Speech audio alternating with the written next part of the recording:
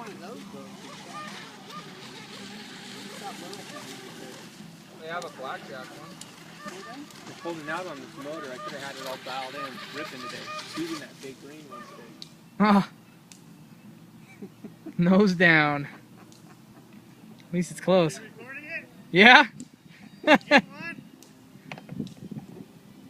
Here, for $100 can't go wrong. Fuck no. Fisherman of the year. Hey, they outlasted your other pro boats. Pretty much.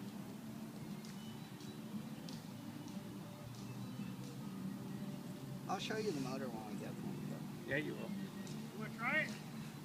Ah, go ahead. I'm gonna go home with it too. I don't want to. That little fucker rips. That's a long time. No weight. Doesn't take much. Plus, what is it, 12 inches long? What's that?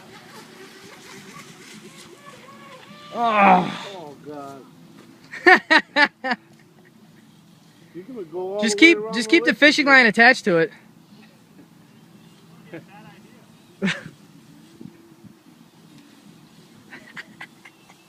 Hey, come on! At least your shit ran.